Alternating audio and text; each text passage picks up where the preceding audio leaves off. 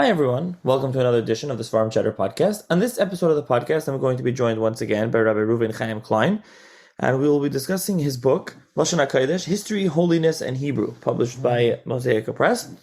Rabbi Klein also is the author of book God versus Gods, which we've discussed on the podcast in the past, as well as he writes an article called What's in a Word, and it's sent up via email, which you can sign up. I'm sure Rabbi Klein will mention that here or later, how anyone interested can get a hold of that. It's also published in various places. But this episode of the podcast will focus on the book of Lashon HaKodesh, especially its Negea, Parshas Noach, and the Tower of Bavel, Migdal Bavel, and more. So thank you, Rabbi Klein, for joining me. Oh, thank you for having me. So how did you become interested in Lashon HaKodesh and to research this and to write this book? This was your first book, so this is the first thing. Previously we did your second book, but this is the first thing that you wrote an entire book on. Right. Okay, so let's go back to when I was a bacher in the mirror, and we're sitting there learning Maseches Nedarim, and the Gemara talks about there's something called kinuya nedarim, like sort of like slang words for making a neder. And the Gemara says, there's a term kainam, which is used for kinuya nedarim. So the Gemara says, where does this term kainam come from? It's not something that's used in biblical Hebrew. It doesn't appear in Tanakh. It doesn't appear in Chazal except for in the context of nedarim. So where does this word kainam come from? So the Gemara brings a machlokas. Rabbi Yochanan, I think it was, says that kainam is lashon ha'umois. It comes from non-Jewish languages. And the other opinion says, no, it's Lashon Shebadu Chachamim. It's an expression that the rabbis instituted that's how you should speak. So, in order to distance a person from using other terminology, they specifically said you should use this term of kainam in order to make a neder. So, when I was a bacher in the mirror, when we were learning this topic, I came across the Ran in the beginning of Maseches Nedarim, and the Ran is talking about this idea of where does the term kainam come from, whether it's Lashon HaUmos or Lashon Shebadu Chachamim, and he says that really they both boil down to the same thing, because Lashon Shebadu Chachamim means that there was a consensus and the rabbis decided, this is the way this is the expression you should use, this is our linguistic policy, so to speak, that's how you should say it. And so the Ran says, and it's the same thing would have been true if it's Lashon HaUmos, if it comes from Gentile languages. So the same thing is also true, because Gentile languages, Lashon HaUmos, are what he calls Haskamas Uma v'Uma. They are based upon an agreement or a consensus of each and every nation. So what he's saying, what the Ran says basically, is that languages come about by, I guess in theory, a group of people getting together and deciding, this word should have this specific meaning. And he implies in doing so that Lashon HaKodesh is different than all other languages. That Lashon HaKodesh, it's not just a consensus based on what people decided, but has some sort of more intrinsic value.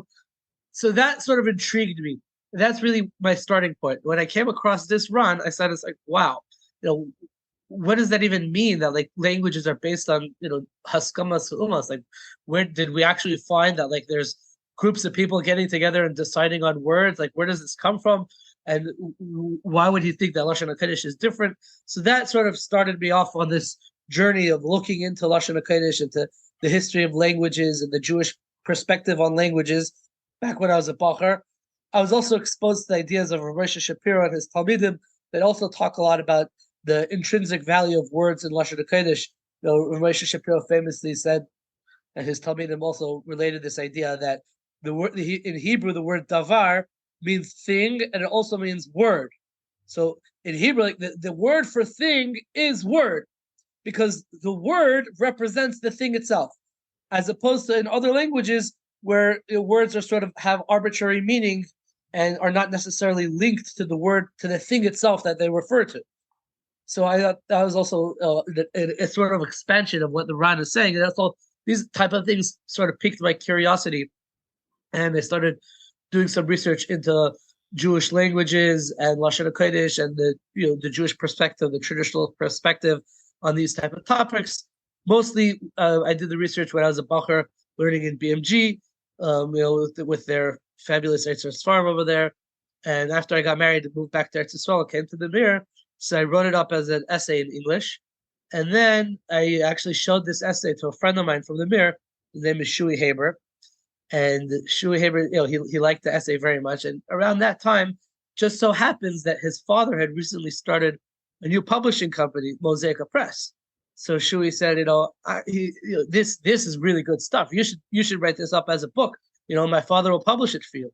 So I took the bait and I did some fundraising, put together some money, and I was able to take this essay, expand it a little bit more, and turn it into a full book.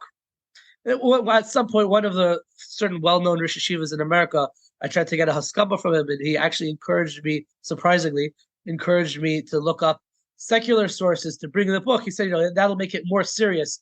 So I did that. That added like another layer to this essay, which was mostly traditional sources, and it made it like a more sort of complete thing. So, what is the book about? Is the book, you mentioned a little bit, almost like, not hashkafa, but is it like, what is it about? Is it diktuk? Is it more like you were saying, you mentioned the Ramesh Shapiro, he's more machshavadik. Is it hashkafa? Is it history, now that you mentioned secular sources? What do you do in the book, just as a broad question? Oh, so a lot of people get confused because they look at the book cover, which by the way I think is a really cool cover. They look at the cover and they see these like letters and symbols floating around. So they think that it has to do with like letters or words, but it's not. The focus of the book is not on like specific words or letters themselves.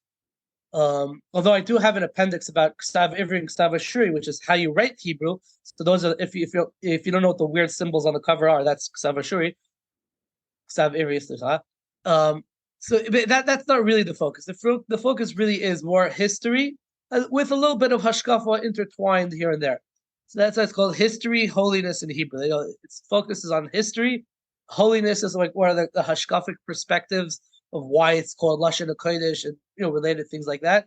And Hebrew is for. Let me give you an overview of all the different chapters in the book, and then you could sort of get a taste of what it's talking about. So the first chapter talks about this idea that Hashem created the world with Lashon HaKodesh. It says Basara Mamaras Nivra Ha'olam, and Chazal Bereshis Rabbah say that it was B'Lashon HaKodesh. And then the first chapter also talks about Adam Rishon. There's sort of a stira in Chazal. There's a contradiction whether Adam Rishon spoke Hebrew or he spoke Aramaic. And so I have like 7 or 8 different explanations of how to reconcile that. Maybe he spoke one before the sin of the tree of knowledge and one after the Eitz Hadas. Different explanations about exactly what language Adam Rishon spoke according to Chazal. The second chapter is about Migdal Bavel, the Tower of Babel. The third chapter is about Avraham Avinu, discussing about what his native language was. What did the cannanites speak when he came to the land of Canaan? The next chapter is about the Jews in Egypt. I talk about things like different explanations about when Yosef tried to prove his identity to his brothers. So it says that he spoke Lashon HaKodesh. Like, what's the significance of that? What exactly does that mean? Did the Jews in Egypt speak Lashon HaKodesh? Or there are sources that say that Hashem had to speak to them in Egyptian. So different discussions about that. The next chapter really focuses on the end of the Bayis Rishon period, when we stopped using Lashon HaKodesh as a spoken language, and the rise of other languages like Aramaic, became a very important language. Like the Gemara is written in Aramaic. Greek also became a very important language during the second Temple period. In the Mishnayos, even though the Mishnayos are technically written in a later form of Lashon HaKodesh, they use a lot of Greek words like, apitropos, apikoris, afikoman, androgynous. That's just the words that start with aleph. But a lot of Greek words that appear in Lashon Chazal, so I talked about that. And then also that chapter talks about other Jewish languages as well. And then the next chapter talks about modern Hebrew. The chapter after that talks about different foreign words that were entered Lashon HaKodesh and Lashon of Tanakh, Lashon of Chazal, words that come from other languages. And then the last chapter talks about the relationship between Lashon HaKodesh and Aramaic, discussing whether it's considered one language or 2 languages, or whether Aramaic is considered a corruption of Lashon HaKodesh, different things like that.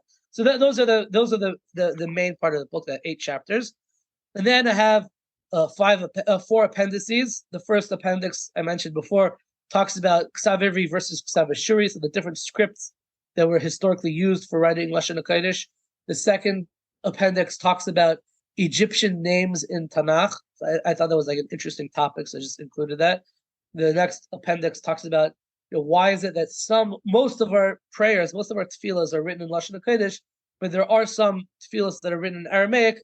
So I discussed those specific tefillahs that are written in Aramaic, like why did they come about that we say them in Aramaic as opposed to Lashon HaKodesh, and each one there's a lot of different interesting lessons. And then the last appendix talks about, it's sort of a compendium, a likut of different things that the Maral said about Lashon HaKodesh in Aramaic, and I sort of put them together and showed like he's trying to say this overarching idea that Aramaic is like a universal language and Lashon HaKodesh is like a specific language associated with specifically Klal Yisrael. So that's like sort of a overview of like the book in a nutshell. And just 2 interesting things that I did with this book is that you don't really see so much in other books, is that I included what I call a biographical index, which is sort of a list of all the different people that I quoted in the book, giving you 3 or 4 sentences about each person, why are they each rabbi, who he learned by, what svarim he wrote, why he's famous, different things about them. So that's one interesting thing that I did that's not found commonly in other books. And also, one of the things that I did was I have a corrections and additions section in the end of the book. So the first edition of my book came out in 2014, and about a year later, in 2015, the second edition came out. And when I did the second edition, I made some corrections in the body of the book, but all kinds of additions and comments that people sent me and extra sources and stuff like that, I didn't want to just shtup it in, like just squeeze it in somewhere in the body of the book. I put it in a separate section at the end called corrections and additions, which is arranged by page order, saying like, on page this, I discussed this, so, I want to add something over there, or I want to correct something that I wrote. So I did it like that. And then, in the third edition, the corrections and additions section got even bigger. I got this idea from my Rebbe, Rav Yosef Yitzchak Lerner, Shlita, the Mechaber of the Shmir Saguf HaNefesh.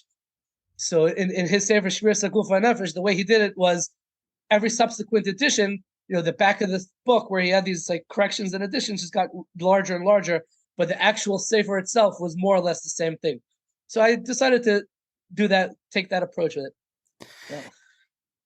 Yeah, the obvious pushback on that is that people aren't necessarily flipping to the back to check out the corrections and to find it, so sometimes it gets a little lost, as opposed to if you had just revised the text, they would see it on the page. But if you wanted to leave the text the same, then, that's what you're saying. But just yeah, it's easier for typesetting, and there's miles and chesronos to that approach. But, that's the way I sort of chose to do it.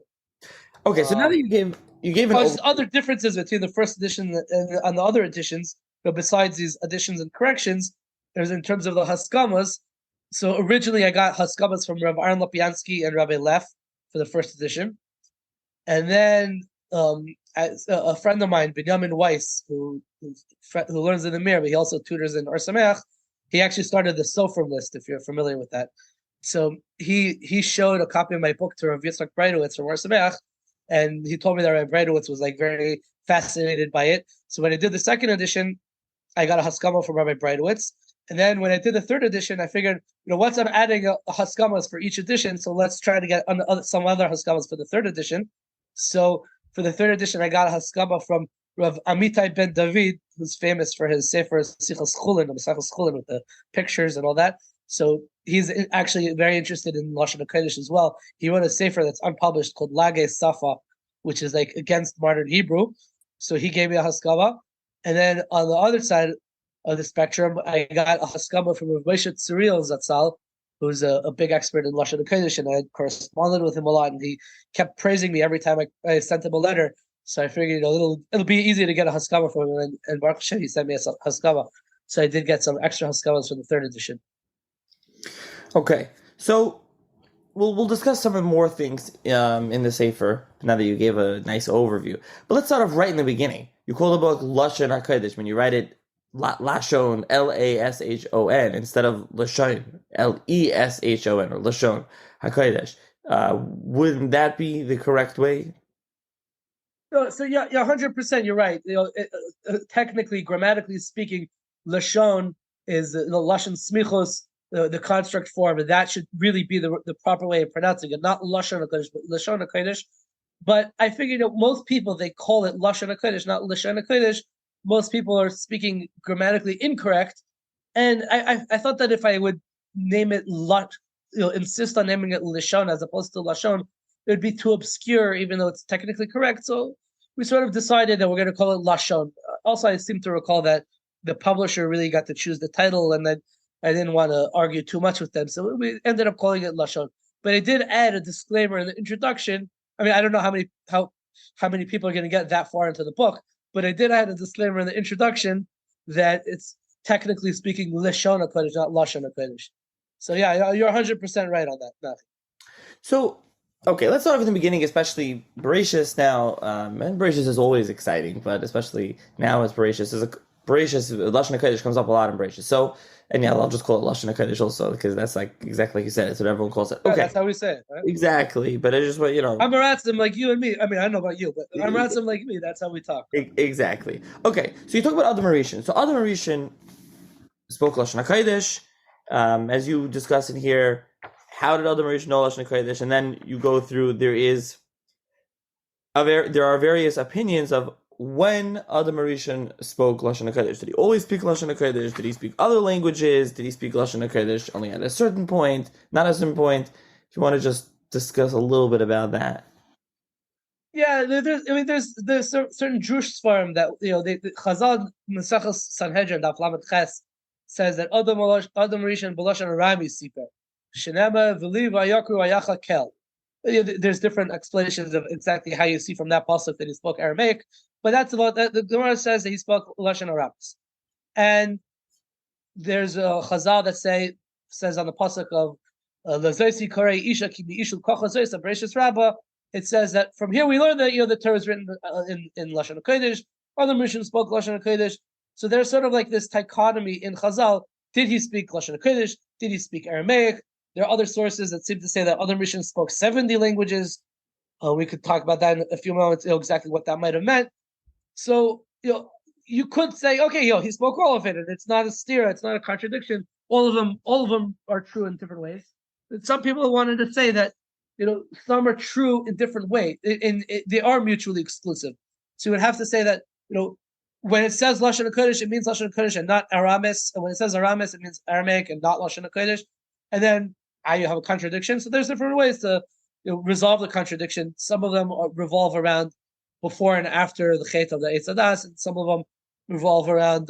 There's one of the ideas that I brought in the end of that chapter was from Rav Zilberberg, whose Hebraicized last name was Rav Dik Kasif, who was a Talmud of the Nitra Yeshiva before the war, and he was very close with the Chazon Ish. Also, he wrote a few different svarim on Lashon HaKodesh. So he has this idea that there was sort of a proto Lashon HaKodesh, a linguistic ancestor to Lashon HaKodesh that we have, that included Aramaic and included Lashon HaKodesh and other languages. And he wants to say that Chazal are really pointing to the idea that that's what Adam Rishon spoke. So it's not a stira. There's different approaches to the whole thing about Adam Rishon. Yeah, you discuss this more in the book. But okay, so the part that's interesting and the part that I most people know about Lashon HaKodesh is Migdal Bavel. You're the Tower of Bavel or Babel or English for Babel, and you come there and Rashi says that they all spoke. They all spoke Lashon HaKodesh. So the Yerushalmi, there's Machlokes, there are other opinions. So how do you build on that? How did you approach that? Right. Okay. So as you said, the Yerushalmi Mesachos Megillah talks about it's a three-way Machlokes in the Yerushalmi. So when we were in grade school, all we learned was the Rashi. That Rashi says that before Migdal Bavel, everyone spoke Lashon HaKodesh, and after Migdal Bavel, people spoke other languages. So that's one opinion in the Yerushalmi. The other opinion in the Yerushalmi was that before Migdal Bavel, everybody spoke 70 languages, And then after Migdal Bavel, everybody forgot 69 languages, and then they only remembered one language, with different groups of people remembering different languages. So different ones will end up speaking different ones after they had forgotten the other 69 languages. And so it would come out that there were different groups of people speaking different languages. And then there's another opinion in the Yerushalmi over there, Bar Kapara, which says that before Migdal Bavel, everybody spoke Greek, and then after Migdal Bavel, they spoke all the different languages, which just goes to show you how important of a language Chazal understood Greek to be. So Rashi, like you said, Rashi says what Rashi says, that goes with this first approach that everyone spoke Lashon HaKodesh, and then afterwards they spoke 70 languages. And a lot of Rishonim actually go with this approach as well. The Perish Kechel Torah and the Balaturim famously say that Safa Echas, right? The introduction to the story of the Tower of Babel, it says Vahi Kol Aretz Safa Echas. So they say that Safa Echas in Gematria equals Lashon HaKodesh, if you spell the word HaKodesh without the vav, right? So that's the first approach. But there are Rishonim that go with the second approach. So I talk about how the Bechor Shor, who was a French Tosafist, and he was going with the more pshat-oriented approach to Chumash, and Reuven Chaim Paltiel. So they go with the second approach that says that no, beforehand everyone spoke all 70 languages, and at Migdal Bavel everyone forgot 69 and remembered a different language. Each one remembered a different language, and they bring proof or they bring a proof text, a raya, to that approach, because it says earlier in Bereshis, in Perek Yud, it says when it's talking about Shem and Cham, when they were going around, being spread around, when their families are being spread around the world, it says Lamishpachaysam, Lilshainaysam, Be'artzaysam, according to their families, according to their languages, plural, and in their lands. So that implies that even before Migdal Bavel, because this is Bereshis Perek Yud, before Perek Yud Aleph, it's talking about Lilshainaysam, multiple languages. So that already alludes to the idea that there were multiple languages going around, not just Lashon HaKodesh. So that's Rabbeinu Chaim Paltiel, Rav Yosef Bechor Shor. They bring this proof. The Radak, from Navi, people are familiar with the Radak on Navi and the Sefer Shirashim. So the Radak also has a parish on Chumash, but we only have Sefer Bereshis. So the Radak on Parashas Noach and Sefer Bereshis, he says, no, you don't have a proof from that pasuk of Mishpachaysam, L'shanisam, Ba'artzaysam, because that's going on later. Even though it's written in Bereshis, Perek Yud, before the story of Migdal Bavel, but it's alluding to something that happened later on. So it's not a proof either way. But there's like a lot of Rishonim discuss different proof texts as to what happened before and after the story of Bavel. The Chizkuni, he asked an interesting question on Rashi. Well, Rashi understood that it was Lashon HaKodesh before, and then 70 languages afterwards. So the Chizkuni said, wait, 1 second. We know that there's 6 days of creation. Hashem created the world in 6 days. Sheshis mei Bereshis. And we know that Shlomo Melech famously says in the book of Koheles, Ecclesiastes, he says, En kol chodesh tachas hashomesh. There's nothing new under the sun. So how could it be that by the Tower of Bavel, Hashem created new languages? There's no new things that come about in creation. So how could that be? So because of this question, the Chizkuni rejects Rashi's approach, and he goes with the other approach that all 70 languages existed even before Migdal Bavel. It wasn't something that just happened afterwards.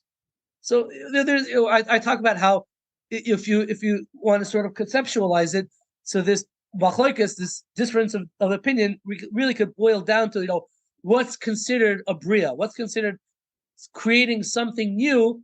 That about that you would say En kol chodesh tachas hashomesh.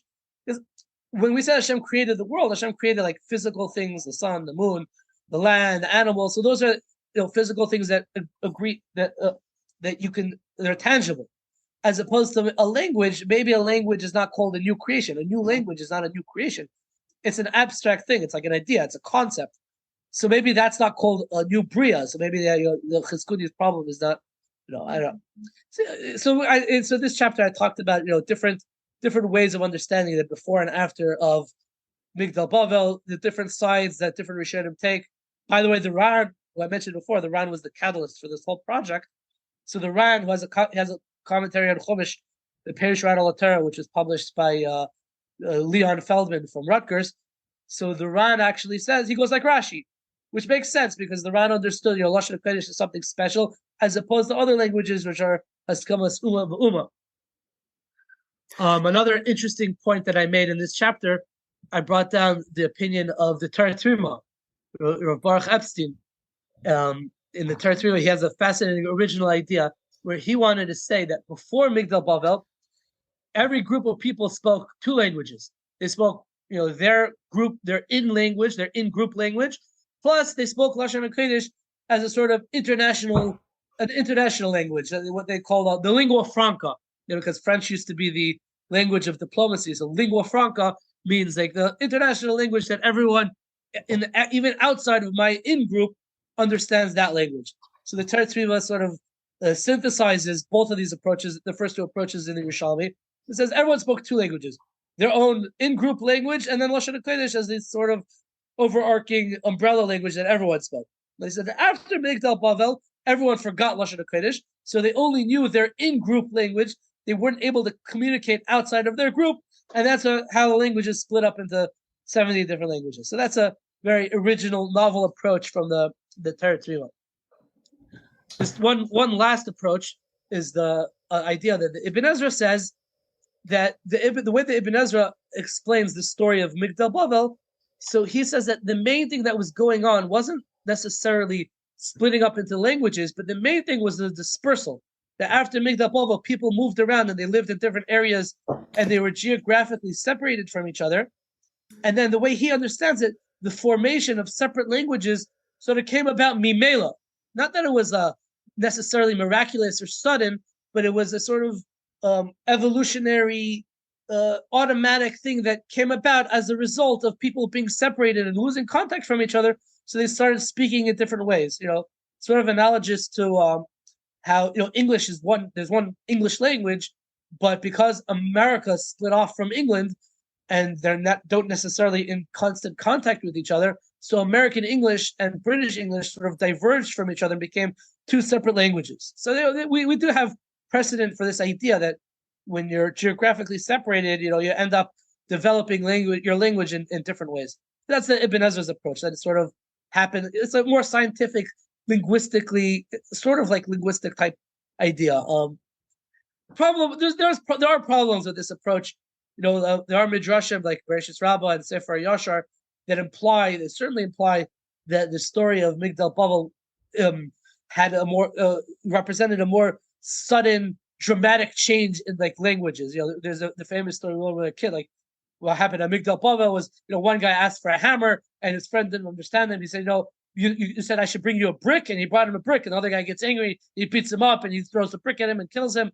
It's like that sounds like a more, a very abrupt change in what happened, not a gradual type evolutionary thing that the Ibn Ezra is talking about. But those are the sort of basic approaches that I talked about in that chapter. So, we mentioned the Chizkuni. He says, I think his lashon is Varein Kol Chadash. So when he discusses, he mentioned his question on Rashi, and you go through more in depth other views in the book. What about archaeology? Did you use archaeology in the book? So that's like a broad question, but more so as it relates to this chapter and what we're discussing here in the Migdal Bavel. Is there any archaeological and historical basis for one of the shitas over another? Okay, so first of all, so I do discuss archaeological and historical as much as I could get my hands on and read about. So when it comes to specifically the story of Migdal Bavel, so there are certainly parallels to this story in other cultures that link the destruction of the tower to the dispersal or division of languages. So that certainly exists even outside of Tanakh. It exists in other literatures as well, including ancient Native American myths that they had no contact with our tradition. They weren't influenced by Tanakh or or Judeo-Christian or Western values or Western traditions, and they also have this idea of like a ziggurat or a tower being destroyed and that bringing division of languages. So the broader concept does exist. There's also in there's a Sumerian myth along the same lines. Sumeria is the ancient name for Bavel. Shinar in Parshas Noach, when it says Shinar, so that's talking about what we call Samaria. Or at least that's what people say. So it does exist in anthropologists and historians. They like to classify myths and stories based on certain common themes, recurring things that you see in like multiple different types of myths and stories. They call it a myth theme. It's the word myth and the word theme just squinched together. Myth theme. So this is a myth theme that has been recognized by researchers of the division of languages being related to destruction of a tower. There's a guy, Joseph Campbell, who writes about this. He was, I think, an anthropologist. He writes about these types. So, I don't know to say if this is archaeological or historical evidence of the story of Migdal Bavel. I don't know. I don't know if you could go that far, but we would say certainly there's a zecha ledavar in other literature. Now, in terms of trying to talk about the different opinions and seeing what history or archaeology would weigh in on the different opinions in the Rishonim of what happened at Migdal Bavel. So I think that if you look at in linguistics, you understand a little bit about what's going on in the study of languages. You could sort of see pretty strong ideas that echo the Ibn Ezra, like I was mentioning before. First of all, even in the scholarly world, just to define what is the language, how do you define a language? So they say that language is notoriously hard to pin down the exact definition. There was a famous sociolinguist who was like a scholar of Yiddish. His name was Max Weinreich. So he famously said, "A language is a dialect with an army and a navy." So like that what's the hagdara? What's the definition of a language? It's a dialect, with some sort of political power. So this sort of tells us that there's an arbitrary distinction between dialect and language. So it's hard to know exactly what's language, what's a dialect, but linguists do talk about languages and families of language that are sort of similar type of languages. So just for example, there's linguists talk about a group of languages called the Indo-European languages, right? Indo-European languages, they are all said to be descendants from this theoretical language that linguists are trying to reconstruct called Proto-Indo-European, Rashi Tevis Pi. Right? So that's a family of languages. And this Indo-European language group family includes a lot of languages like Greek, Latin, all the Germanic languages, Sanskrit, Persian. All of these languages are related to each other in different ways and are said to descend from a common ancestral, earlier ancestor language that was the forebearer, this Pi, the Proto-Indo-European. And the linguists are trying to find patterns in how words developed from this Proto-Indo-European language to the more specific Indo-European languages, and different patterns and different ways and rules and stuff like that. So that's like one family of languages. English, by the way, is a blend of Germanic and Romance. Romance is Latin-based languages like Italian, French, Spanish. So English is sort of a blend of Germanic, strong Germanic base, and Romance. But either way, English is certainly an Indo-European language. And then there's another family of languages called the Semitic languages. So the Semitic languages include languages like Lashon HaKodesh, like Aramaic, like Cannanite, like Akkadian. Akkadian was spoken in the area of Babylon. The word Akkadian is related to the word Akkad in Parshas Noach. Let's talk about Nimrod. One of the places that he bid was Akkad. Canaanite, Ugaritic. Ugarit was a place in that archaeologists found all kinds of writings in this place called Ugarit, which is in modern day Syria, which is in the area that the Canaanites ruled, north of Eretz Yisrael, and they had a language and Avodah Zarah and mythology and all kinds of texts that are similar in some ways to Hebrew, not quite, but it's considered a Semitic language. Arabic is considered a Semitic language. The language that the Canaanim spoke, Canaanite, was considered a Semitic language. I think I said that already. And so you have these different language groups, Indo-European, Semitic languages, And what you do see if you look at these different language groups, the language families, and where they were located, so you'll notice that languages or areas that were closer to the epicenter of Migdal Bavel, let's say like Eretz Yisrael is relatively close to Bavel, so they spoke languages that are similar to each other, even similar to Lashon HaKodesh. So that sort of suggests, like what the Ibn Ezra is saying, that as people spread about to different areas of the world, the languages developed in that way, and that's why you see similar languages in similar geographical neighborhoods. So let's go to just some interesting ideas about linguistics in general. It's unclear exactly how these language families relate to each other. There's sort of, these are sort of fringe ideas in the world of linguistics, but there's an idea called the monogenesis of language. It was espoused by linguists Edward Sapir and Joseph Greenberg, that they believe that all languages, even though these we do find these families, but all these families ultimately descend from one language, one super language that was the ancestor of all of them. There's another guy. There's a fellow named Theo Vanemon who has this controversial idea that Indo-European languages and Semitic languages specifically are related to each other. He said that he came up with something what he calls the Atlantic languages, which are a subset of Semitic languages. And the way he understood it was that certain Semitic people ended up going into Europe, and they spoke these Atlantic languages, and these Atlantic languages influenced the development of Indo-European languages. So he claims that there's some sort of influence of the Hebrew, Aramaic, Arabic, etc., on these Indo-European languages, which is an interesting idea. It's considered somewhat controversial in the world of linguistics, so it's not so accepted, but it is it is out there. And just one more point, we talk about Semitic languages. So the word Semitic, is clearly related to the name Shem. Shem, the son of Noach.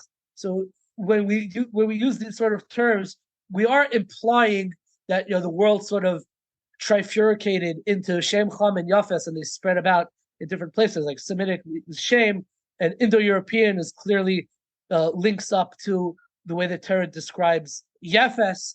Yafes, B'nai Yafes, Goimer. Goimer is an anagram of Germania. Magog, Madai is Persia. Yavan is Greek. Tiras could be Etruscan. Etruscans were the forebearers of Latin and Romans. So Yafes might line up with Indo-European. It's like one of the things I discuss is like do these terms like Semitic and Indo-European, do they line up with how we understand the genealogy of the world from Chazal and from Tanakh, that it goes into Shem, Cham, and Yafes, or is it sort of like a academic nomenclature that doesn't really have any connection to the historical or biblical Shem and Yafes? So that's another topic that I sort of discussed over there. By the way, you already mentioned, not discussing this, but you already mentioned the Goymer being the Germania, and there's that whole hack about Germany being from Amalek. Rabbi Yom Shalom Hamburger has this whole thing also that Ashkenaz is Bnei Yafes, so they're not, and whatever. It's obviously not the case, but whatever. That's a huge article in Yerusha saying to look over there, but just as you mentioned over there came up. Okay, let's move on though. To Avraham Avinu. So you talk about Avraham, mentioned him earlier about speaking the Cannanite language. There's also Pirkei Rebbe, very interesting Pirkei Rebbe. You bring that, and the Pirkei Rebbe says like Achidush, like Avraham Avinu spoke Lashon HaKodesh. Like basically, a lot of Mefarshim hold that before the Migdal Bavel, everyone spoke Lashon HaKodesh, or they spoke 70 languages. What's the whole Chidush? What's so interesting that Avraham Avinu spoke Lashon HaKodesh? And also. Avraham Avinu, basically. So okay, we'll talk about Avraham Avinu. So let's say we're going, the Kuzari says that Avraham Avinu spoke Lashon HaKodesh for holy things, and he spoke Lashon Aramis for other things. So you already see there's like, it's not so pashut what language that Avraham Avinu speak. Chazal say that Avraham Avinu is called Avram HaIvri because he spoke Lashon Ivri, right? So is this referring to a linguistic thing, that what language did Avraham Avinu speak, or is it referring to sort of like how did Avraham Avinu identify himself speaking Lashon HaKodesh doesn't necessarily mean what language you speak, but some understand that it's talking about how you identify yourself. What type of person are you? Are you a Kodesh sticker person, or are you just you're speaking the language that they speak on the street? Maybe it wasn't necessarily talking about what language. So I speak about what exactly Pirkei Eliezer over there means. I also have shiurim that I gave on the entire Pirkei Eliezer in podcast form, 112 shiurim, and I speak about that Pirkei Eliezer also, at great length as well. What is Ivri? The word Ivri, or the name Hebrew, comes from the term Ivri, Ivrit, Ivris.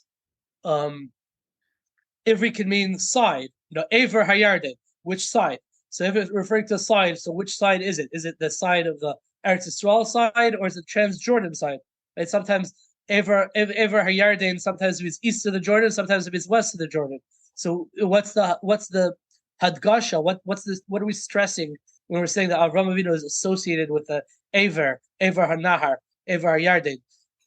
Also, it could be that the term Aver is related to Shem's great grandson Aver, the ancestor of Avraham Avinu. So maybe Avram HaIvri is relating to Avraham Avinu. It's a genealogical marker. It doesn't have to do with necessarily his language, but it has to do with who is he a descendant of. So in terms of the Canaanim, when Avraham Avinu came to Eretz Canaan, so archaeologists tell us that the language, I said this already, alluded to this at least, that the language that the Cannanites spoke was very similar to Lashon HaKodesh. And it doesn't bother me to say that Canaanite language is more or less the same thing as Lashon HaKodesh or Hebrew. It doesn't really bother me because, just like you could say, well, they held on to Eretz Yisrael, the Holy Land, until Klal Yisrael got it. So you can say that the Canaanites, they held on to the Holy Tongue until it became, the almost exclusive purview of Klal Yisrael. So that doesn't really bother me to say that the Canaanite language is Lashon HaKodesh. The Ramban already says such a thing in Parshas Veigash and the pasuk of Fia Medaber Aleichem. He already says that the Canaanim spoke Lashon HaKodesh, so it doesn't bother me. So in the chapter on Avraham Avinu, I talk about this idea that the Canaanim spoke Lashon HaKodesh, and is Lashon Ivri the same thing as Lashon HaKodesh? Is Lashon Ivri referring to Avram's native Mesopotamian language? That's sort of the discussion over there in the chapter about Avraham Avinu. Something cool that I just want to tell you something really cool that I recently came across. Actually, I just came across it this week from Professor Aaron Dembski, who's a professor of linguistics and a Bible scholar.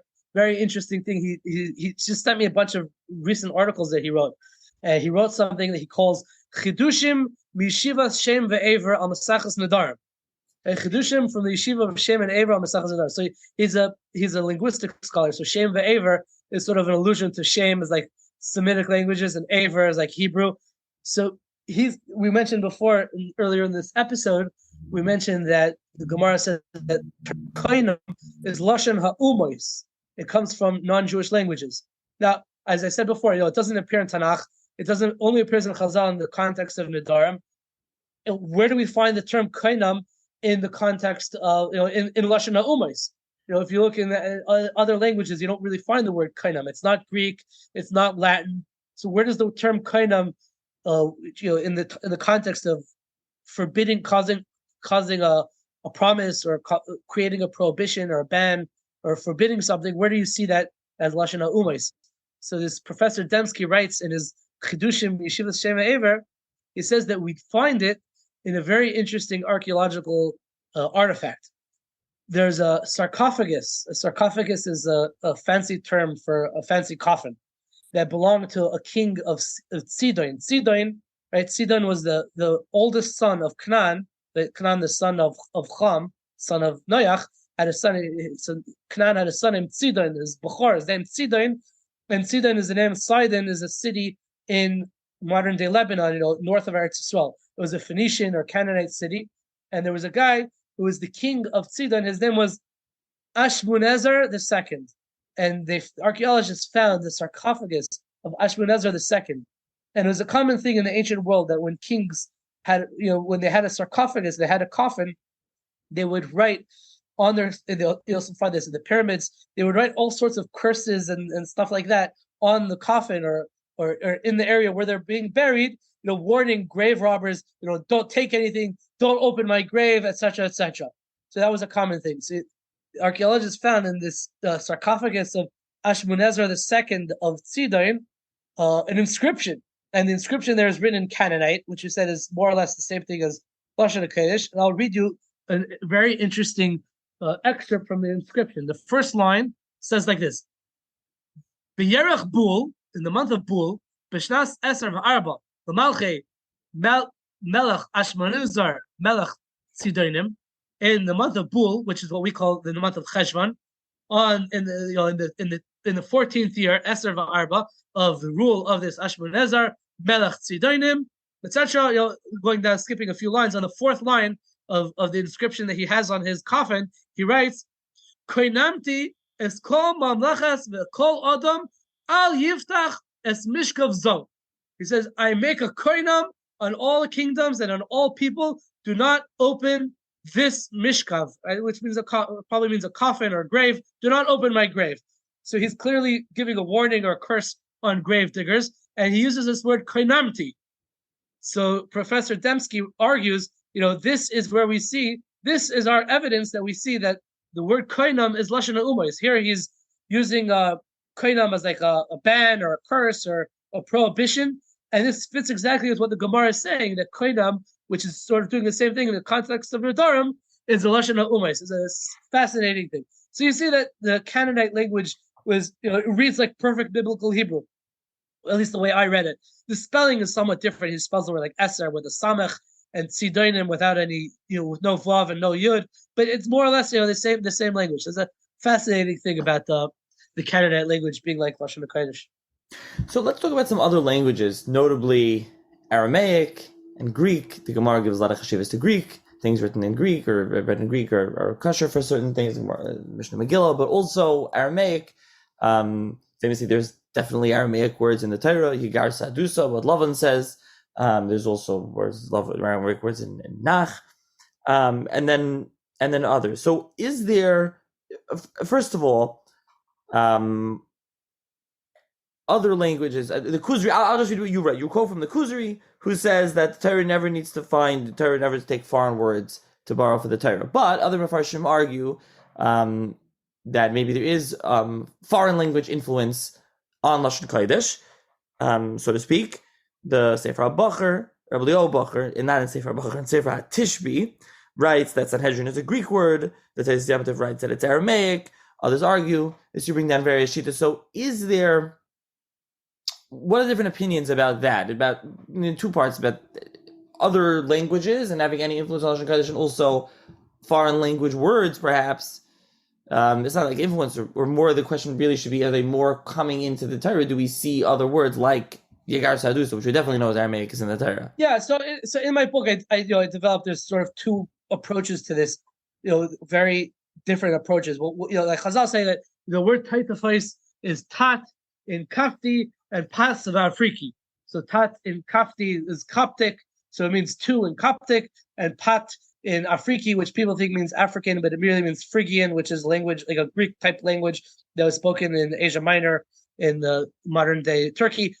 So Chazal certainly are parsing a word in Tanakh, a word in Chumash, taitafais, talking about tefillin, to say that it's alluding to the idea that you need to have 4 compartments in the tefillin. So tat plus fat, tait and fight is 2 plus 2 is 4. So the word taitafais itself tells you need 4 compartments. Right. So what exactly are Chazal telling us over here? Are they telling us that the Torah is using these foreign words, or are they saying that we don't know what this word in the Torah means? It's too obscure. It's a hapex legemonin, because if it appears once in Tanakh and we don't know what it means, we have to look somewhere else to try to figure out. You can't tell from the context. So you look at other languages and you try to bring proof from other languages. Maybe the other languages are retaining these words as sort of relics from the pre-Migdal Bavel time, when it was one language. Maybe it's a Lashon HaKodesh word that was lost and it happened to have been preserved in those languages, and we just need to look over there to see it. Or the other approach is no, those are legitimate other languages. It has nothing to do with Lashon HaKodesh, and those languages, for whatever reason, Tanakh, Hashem decided to use words from other languages in the Torah, either as to make a sort of textual anomaly to point to a hidden drasha or something like that. But it's not. It's not that it influenced Lashon HaKodesh or it was Lashon HaKodesh. We're borrowing other words, like all languages. Have loan words that come from other languages. So that's sort of the two studim, and I brought different proofs and questions according to each one. Perfect. Now, also you also discuss various other Jewish languages, so to speak, and we'll get to modern Hebrew in a minute. But before that, there's obviously Yiddish, Judeo-Arabic, Ladino, Judeo-Greek. I mean, really, there was Judeo every country where Jews were in various countries. Today, people are familiar with Yiddish. Maybe you see Sfarim, Judeo-Arabic. Maybe they heard about Ladino, but there's obviously many others as well. Do you speak about that in the book also? Yeah, so I speak about Yiddish, Ladino, all sorts of the Judeo, whatever languages where Jews ended up. They had their own unique, distinct ways of speaking. I had a Rebbe once in yeshiva. He said, you don't have to speak Yiddish, but you can't speak Goyish. That's the way he put it. So, like, Jews have their own distinct way of speaking. One of the interesting things I spoke about is the Canaanic language, which is Canaanic with a K, not Canaanic with a C. Canaanic with a C refers to the Canaanim, from the time of Tanakh. Canaanic with a K refers to a Slavic language that was spoken by Jews in Eastern Europe. Many of what I call the pre-Ashkenazic Jews of Eastern Europe, they had their own Slavic dialect that they called Lashon Canaan, because Canaan was a slave, Eved Avodim Yaleachiv, and so Slavic is related to the word slave, possibly. So Canaanic is, like, for example, Rashi in Parshas Dvarim on the pasuk of Snir, he mentions Lashon Canaan. So he's not talking about the Cannanites that lived in Eretz Yisrael before Klal Yisrael came, the Holy Land, but he's talking about this Eastern European Slavic dialect. So I talk about that. That was a sort of Jewish dialect of Slavic that it's a discussion somewhat controversial amongst Yiddish scholars how much of an influence Canaanic had on Yiddish before the Western European people from Ashkenaz came to Eastern Europe. So I had a discussion with these Jewish languages. A really good resource for studying Jewish languages there's a website, jewishlanguages.org. They have an email list. They have all kinds of scholars and articles and events and a lot of interesting things. They even have a dictionary there, an online dictionary, open source maybe, of yeshivish, or what some people call Yinglish. So just defining terms that are somewhat obscure for people that are outsiders, just to give them an insight. So that's an interesting part of the book.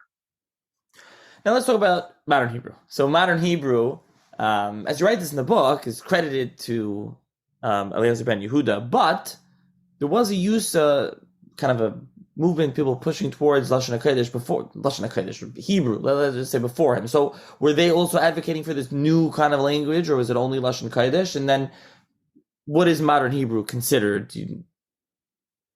Okay, so this is like, one of the most controversial things. This is the controversial part of the book. So, if everything until now is boring, you have to buy the book just because of this discussion. It's called The Language Wars. And even after my book came out, I tried to be very neutral, but I got emails from people saying, how could you write such a thing? You sound like a Satmar. And then I got emails from other people on the other side saying, how could you write such a thing? You're a Tzioni, Apikursus. So I got flack from both sides, which made that satisfied me, because that showed that I was able to at least be somewhat neutral, so that nobody was happy. So my chapter on the language wars starts with talking about different Kabbalists, the Ari and the Ramak, that advocated for speaking Lashon HaKodesh, even though it was no longer really a spoken language to an extent.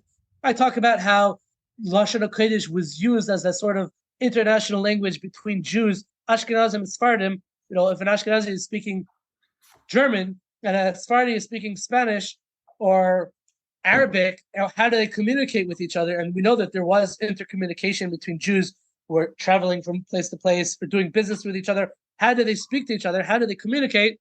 They communicated with Lashon HaKodesh, even though it wasn't an everyday spoken language. It wasn't, let's say, anybody's first language at that time.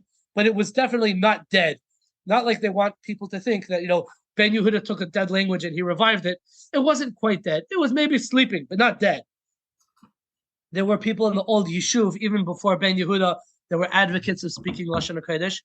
And then Ben Yehuda came along, and even before Ben Yehuda, the Haskalah, they took up the mantle of Lashon HaKodesh, of Hebrew, in different ways. And there was already from the times of the Haskalah, there was opposition to taking Hebrew too seriously. That's One of the reasons we don't learn diktuk in yeshivas anymore, even though it used to be a topic that the Rishonim were very busy with. But the Haskalah made it. They trafed it up, so we don't want to have anything to do. So there was early opposition, and then especially later on when modern Hebrew and advocating for modern Hebrew under Ben Yehuda became associated with Zionism, and people considered Zionism to be trafed. So they were also opposed to modern Hebrew. So there's that approach that opposes modern Hebrew for various ideological reasons, for various religious reasons, for various technical reasons, because they take the Sephardi pronunciation as opposed to our traditional Ashkenazi pronunciation. So there was certainly, I talk about this opposition. And then on the other hand, I talk about this idea that, no, modern Hebrew is just the newest incarnation of Lashon HaKodesh. Just like Lashon Chazal is different from Lashon HaTorah, Lashon Chacham L'chud, Lashon Torah L'chud, right? Biblical Hebrew is different from Mishnaic Hebrew. So modern Hebrew, it's just the newest development. It's the newest evolution. All languages are ever evolving and ever changing. So Hebrew also changed, and it became, it has these foreign influences. It has different ways of saying things that don't fit with the way Chazal would say things, or the way that the Tanakh said things. But that's the way it is. Even in Tanakh itself, you find different stages of Hebrew. So there's that approach, and they would say that some people take it even further and say modern Hebrew is a holy language. It is Lashon HaKodesh. That is the holy. So there's different. There are definitely different studim. Studim Makan, very complicated topic, and I think I did a good job of laying down what are the different opinions, what are their arguments. I talked about the controversy about learning Ivrit in school, Ivrit be'Ivrit, and how different Gedolim responded to it. In my over Corona, I did a master's degree in Jewish education, and my dissertation was about Ivrit's place in the curriculum, in the dual curriculum of Orthodox Jewish high schools in North America. And I talked about this chakir of when you learn Ivrit, is it chol, is it kodesh? A lot of different types of things, and a lot of the discussion there revolves around how important is it to learn language for the sake of language as opposed to for the sake of the content of language. So that's something I touched on in this chapter in Language Wars, and spoke about a little bit more at length in my dissertation, which is available for free online. Maybe I'll put a link in the, what's it called? In the show's notes. Yeah, sure. If you send me, I'll link to that in the book and others. We'll talk about that in a minute. So, like you said, this is really kind of one of those no-win topics. So if you get flack from both sides, you did your job well. So yeah, there's that. And there's much more. As you mentioned in the beginning, it was good. You mentioned the overview of the book. So there's a lot more there that we won't get to. But hopefully, if you're interested, you'll pick up the book and read it. So I'll ask you, who is your target audience? But maybe that's changed over time. You wrote the book a while ago and you revised it and revised it and revised it. But who is your target audience, and what you've mentioned some of the feedback throughout the episode, being that this book was published, I think, 2014. What has the feedback been since then? Okay, so originally, at least the way I was looking at it, my target audience was sort of out of the box yeshiva guys like myself. When I was dating my wife, so she was interviewing me on my date, and she asked me, do you consider yourself in the box or out of the box?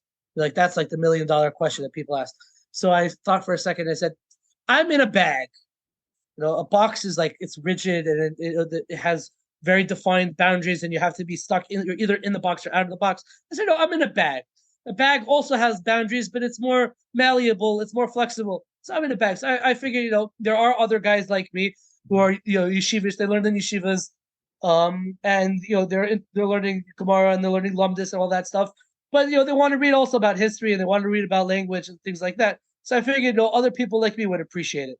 I don't know how much of an audience that is, but that was my sort of initial thinking. But I did write it. I tried to write it at least in a way that could be understood by a broader audience. There's also intellectual let's say, modern Orthodox people who want to get Jewish sources, people who are doing kiruv, who are being mukurived, or who are involved in outreach that are sort of exposed to some academic points of view, and they want to get the Jewish traditional perspective. So, my book could be helpful for them. People interested in history, rabbis, lecturers. It's sort of very much like a resource type of book, rather than the type of thing you sort of cuddle in bed with at night and go to sleep with. It's more of like, you want to look something up, so you sort of you look it up. It's over the years, people, there was a person in Flatbush who has a Rosh Kollel for retired men. So he told me he once did like a whole I don't know if it was a whole zman, but it was like a whole good chunk of time he spent going through my book and giving shurim based on all the different things I discussed.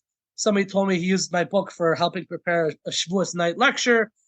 My book was once used as a textbook in a course for applied linguistics. There was a Dati Leumi college here in Eretz Yisrael that used my book for their course in applied linguistics. It's also a source book for a course in Jewish history. There's in a certain seminary here in Eretz Yisrael. Recently, I've been in touch with an instructor at an Israeli post-seminary school for like Haredi girls who are training to become English teachers. So this instructor was telling me that she uses my book a lot. So it gets around in all kinds of different interesting places. I get all kinds of emails from people from my book, responding to my book and asking me questions based on things that I wrote. I've gotten emails from Black Hebrews and different Christians who say that they read my book and it inspired them. It gave them a better appreciation of Lashon HaKodesh. And it wasn't my purpose to be inspirational or to give people, but that was how some people took it. I also get emails from people who are clearly crazy, like people that think that every word in English comes from Hebrew. There is such a theory, but it's not. It's considered pretty far out there. Like just last week, somebody sent me an email. He said the English word memory, I think, comes from the Hebrew word or, because it's like mem and or. So you get all kinds of you get once you become a public personality, you get all kinds of feedback from all kinds of people. My book is not as rigorous as a real academic work, so it hasn't been taken so seriously in academic circles. But it has been, if you look at Google Scholar, you can see that my book has been quoted in a few scholarly research papers. And according to, there's a website, worldcat.org, where you can see which libraries hold different books. And if you look at my book on WorldCat, you can see that it's held in a lot of different university libraries around the world. So it is getting out there. I don't know how much of it. Maybe because a lot of what I do is just sources. So they just look up the sources and they don't actually quote me because I'm not really saying anything. So there's in my book is just getting out there like that. So I'll link to the book. You mentioned your master's dissertation. I'll add your email address also. I think people can sign up for your articles, right? Would they email you, or if they have any comments for you, I would do that. I'll do that as well. So the first episode we did was on God versus God, your other book. But I can link that also. I'll link that as well. And you can go back and check out that episode for any listener interested. That's been a couple of years. Have you worked on, you said you're working on a dissertation, a master's, but have you been working on any other books, any other projects now? So, I'm trying to make a living, put some bread on the table. So I'm basically working as, the way I look at it, it's a freelance editor, writer, researcher, translator, jack of all trades. So, I'm doing all kinds of different projects for different people over the years. Really, what I should brand myself as, I say that I'm a collaborator. The problem is that my mother, Aleha Shalom, was a Holocaust scholar. She worked for the Steven Spielberg Shoah Foundation. So, growing up, the term collaborator has a bad connotation. So I every time I say I'm a collaborator, I feel guilty. So I just say editor, writer, translator, researcher, etc. for all kinds of projects. So, but really, I'm a collaborator on different things. So one of the projects I'm working on is for Rabbi Tzvi Davis, who's writing a project called the Mishnayos Sha'arim, which is what he calls a multi-dimensional commentary on the Mishnah. It's published by Oiz V'Hadar. And so, Brachas is already out there. You can get Brachas in stores. Avos Volume 1 is out there. There's other volumes in different stages of production. Chala and Mikvos are supposed to be coming out soon. And we're working on Seder Nashim, Seder Mayed. So that's one of my major projects I'm working on. Another project I'm working on is Dr. Yisrael Uri is a retired physicist who lives in Ramat Beit Shemesh. He invented some really cool laser that's used in fiber optic cable TV or something like that. He's a Talmud of Rav Simcha Wasserman, and a lot of Rabbanim turn to him for questions about physics, especially about electricity and paskening shaylas about electricity on Shabbos. So Dr. Uri decided, he wants to write a book about electricity on Shabbos, just to give a resource for all these Rabbanim who keep turning to him with the same questions over and over. So Dr. Uri hired me to collaborate with him on this work about electricity on Shabbos. It's a very interesting thing. So he works on more of the science aspects, and I work on more of the marmakimis, the halachic aspects. And the way I like halacha equally as well as the history of halacha. So I go through a lot of old tshuvas and old mamarim in like Hapardes and Hamaor and things like that to talk about what did people used to say about electricity. It's a very fun project. Hopefully, I don't know when it'll be published, but it's set to be published by Mosaic Press eventually. So that's what we're working on with Dr. Yisrael Uri. I have my weekly articles about synonyms in Lashon HaKodesh. So that's, I send that out by email. It's syndicated internationally in the Jewish press in America, the Jewish Tribune in England, the Times of Israel, Eretz Yisrael, and on the Or Sameach website. And slowly but slowly, I'm also working on volume 2 of God versus Gods. When I have extra time, it's coming along slowly. But I don't know exactly any time frame for it. So those are the different projects that I'm working on over here. Okay, very good. So I will, again, I'll link to all what we spoke about, and like I said, I'll add your email address as well if anyone wants to get in touch with you. And just one last thing, if anybody has, my Lashon HaKodesh book is already in the third edition. The first edition came out 2014, then 2015, and then 2021. And so if anybody has the earlier editions and they want to get a PDF of the additions and corrections section of the third edition, the most up-to-date version of the additions and corrections, they can send me an email at historyofhebrew@gmail.com. I guess you'll put the email address also in the notes so that people can contact me if they want to get that PDF for the additions and corrections. Yeah, and to be clear, if anyone wants to sign up for you when you send out your articles, that's also the same thing. They would email you for that? You can email me and I'll add you. I have a Google group. I send it out every week. Yeah. Perfect. I'll put that in the email as well. So thank you, Rabbi Klein, for joining me once again. Thank you, Rabbi Nachi.